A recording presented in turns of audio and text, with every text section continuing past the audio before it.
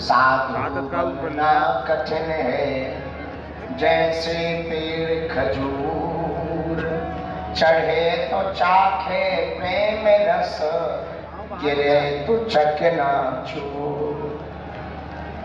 सीताराम भगवान की, श्री बागेश्वर बालाजी की, सन्यासी बाबा की, दादा गुरु जी की, बोल बंसी वाले की, ऊंची अटारी वाली की, श्री वृंदावन धाम की, सभी ब्रजवासियों की, सभी पदयात्रियों की, गुरु और चेला की, आज के मेला की, भारत हिंदू राष्ट्र की, नमः पार्वती पते,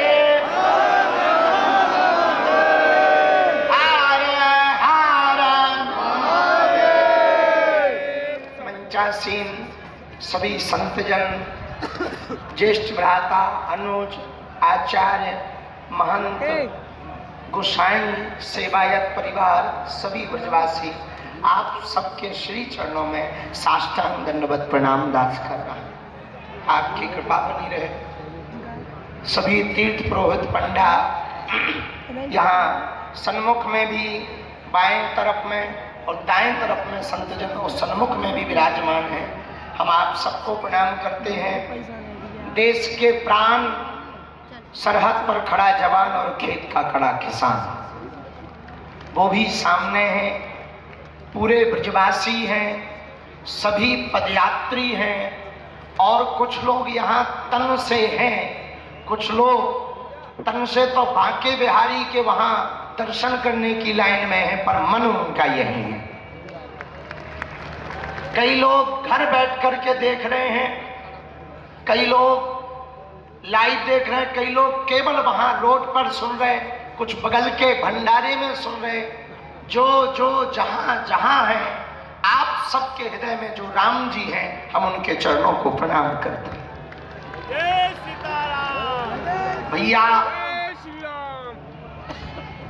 7 नवंबर वो तारीख थी जब 1966 में धर्म सम्राट स्वामी करपात्री जी महाराज गौ माता का आंदोलन लेकर दिल्ली गए थे और उन पर गोलियां चली थी। लेकिन 7 नवंबर 2025 वो तारीख थी जब प्रातः काल 10 बजे आद्य शक्ति कात्यायनी माता मंदिर, शक्ति की नगरी से भक्ति की नगरी की पदयात्रा प्रारंभ हुई। माया की नगरी से माधव की नगरी तक की पदयात्रा प्रारंभ हुई। और अभूतपूर्व बात यह कि उस पदयात्रा का प्रारंभ वाल्मीकि भगवान के पूजन के साथ हुआ। और पदयात्रा बड़ी, कभी जवानों को समर्पित की, कभी देश के किसानों को समर्पित की, कभी सिखों के 9वें गुरु श्री तेग बहादुर जी एवं उनके परिवार ने जो हिंदुओं की रक्षा के लिए अपनी शहादत दी, उनके लिए समर्पित हुई।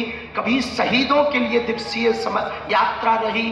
हर वर्ग, हर पंथ, सब संत, सभी मतों वाले, क्या बालक, क्या वृद्ध, जहां देखो दिल्ली, हरियाणा, उत्तर प्रदेश, सभी जगहों पर केवल और केवल पदयात्रा के साथ कदम से कदम सब मिला करके चल रहे थे।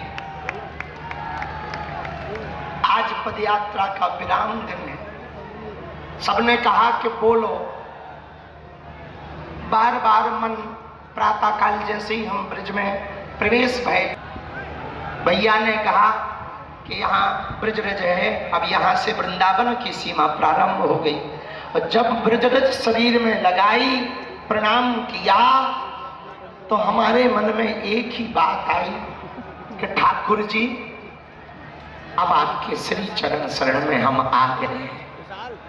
हमारे बालाजी आए हैं और देश के कोने कोने से सभी सनातनी हिंदू आए हुए हैं, जो सिर्फ सनातन के लिए, हिंदुत्व के लिए यहाँ पर एकजुट हुए हैं। ब्रजरज को माथे लगाया और धन्य है सभी पदयात्री। इतना अपार कष्ट आपको हुआ, इतनी पीड़ा आपको उठानी पड़ी। हम विशेषतया ब्रजवासी और पदयात्री जो तीनों प्रदेशों में मिले भी हैं, उन सबको हम हाथ जोड़कर क्षमा मांग रहे कि भैया आप बड़ी आशा अपेक्षा के साथ दिन दिन भर धूप में खड़े रह करके पदयात्रा का दर्शन करने आए थे। आपको बहुत धक्का लगे होंगे, बहुत चोट भी लगी हुई होगी, थोड़ी मोड़ी चोट लगी होगी, पर आपने अपनी श्रद्धा नहीं खोई, समर्पण नहीं खोया। धन्य है आपकी श्रद्धा, धन्य है आपकी आस्था। हम बार बार आपको धन्यवाद कर रहे हैं। आज कुछ भी बोलने का मन नहीं हो रहा। मन ये कह रहा पदयात्रा तो हो गई, पर जिसके लिए पदयात्रा की क्या वो हो गया? कहीं ये पदयात्रा शोभा यात्रा तो नहीं बन गई? पदयात्रा केवल यात्रा जैसी तो नहीं रह गई? जो इन संतों ने त्याग किया, पूज्य बद्रीनाथ वाले महाराज जी और हनुमानगढ़ी बाबा को तो सब जानते हैं, लेकिन वर्तमान में जिनके कारण सबसे ज्यादा हनुमानगढ़ी की याद आ रही तो वो है महंत पूज्य श्री राजूदास जी महाराज। इन सब संतों ने बड़ा कष्ट सहा, छोटे छोटे बालकों ने कष्ट सहा, धक्के खा गए फिर भी उठे। वृद्ध माताएं व्हील चेयर पर पदयात्री चले, कलश लेकर पदयात्री चले, केवल इसलिए चले कि हम यदि हिंदू एक हो जाएंगे तो भारत में दंगा नहीं गंगा बहेगी।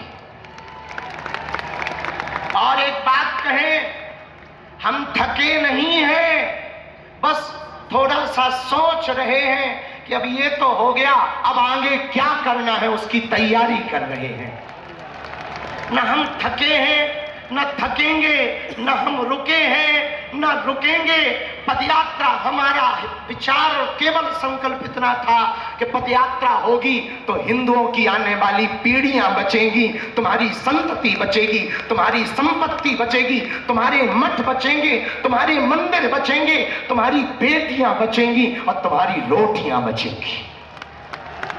हिंदू बच जाए, हिंदू एक हो जाए और हिंदुओं के अंदर जो एक छुआछूत भेदभाव का दाग लगा है वो दाग मिट जाए, हिंदू अपना डर छोड़कर घर से बाहर निकल आए। केवल इसी के लिए पदयात्रा की। पदयात्रा के प्रारंभ में ही लोगों ने धमकाने का काम किया, लोगों ने विरोध किया, यहाँ तक कि अद्भुत आस्था आप सबकी देखें भैया। धन्य है आप लोग, धन्य है आपकी आस्था। बम विस्फोट हो गया, पूरे देश में हड़कंप दिल्ली के बम ब्लास्ट की हुई, पर धन्य है सनातन हिंदुओं, तुम बम का विस्फोट होने के बावजूद भी डरे नहीं, आगे बढ़े और चलते रहे चलते रहे। पर आज हम सब वृंदावन पहुंच ही गए, आज ठाकुर जी की नगरी पहुंच ही गए। आज हम सबकी ये यात्रा विराम हो रही है तन की, अब आगे पदयात्रा करेंगे मन की और विचारों की। जब घर जाएंगे तो केवल ताली बजाकर सेल्फी खींचकर नहीं जाएंगे, घर जाएंगे तो 5 प्रण लेकर जाएंगे। कितने प्रण? जरा जोर से बोलो, कितने प्रण लेकर जाओगे? कौन कौन लेकर जाएगा? हाथ उठाओ। पक्का 5 प्रण लेकर के जाना है। पहला प्रण है जुड़ो और जोड़ो, जुड़ो और जुड़ो और जरा जोर से बोलो, जुड़ो और पूछो कैसे? आप तो सनातनी हैं ही हैं, आप तो हिंदुत्ववादी हैं ही हैं। अपने 5 परिवारों को भी कट्टर हिंदू कट्टर सनातनी बनाना है। मात्र 5 रिश्तेदार या 5 मित्रों को। दूसरा प्रण भगवा अभियान। क्या? भगवा अभियान। अपने हर घर के बाहर जो आप ये धर्म ध्वज लेकर आए हैं, जो लेकर आए वो लेकर जाना, अपने घर पर लगाना और सबको बताना ये वही धर्म ध्वज है। हिंदुओं की एकता की ताकत जब सड़कों पर लहरा रही थी, ये धर्म भी तब लहरा रहा था। अथवा जिन पे नहीं है वो ले लेना। तीसरा प्रण, ये दूसरा मानोगे? अरे जरा जोर से तो बोलो। पक्का? 5वें में अब तीसरा प्रण, तीसरा प्रण भी मानना बहुत जरूरी है। मात्र 5 मान लो तो भैया अपनी पदयात्रा सफल हो जाए। तीसरा प्रण है साधु संतों का कमंडल और बागेश्वर धाम का मंडल। जब जब देश के हिंदुओं पर खतरा आएगा सबसे आगे आएगा। चाहे 1000 काम छोड़ने पड़े, 100 काम छोड़ने पड़े, इस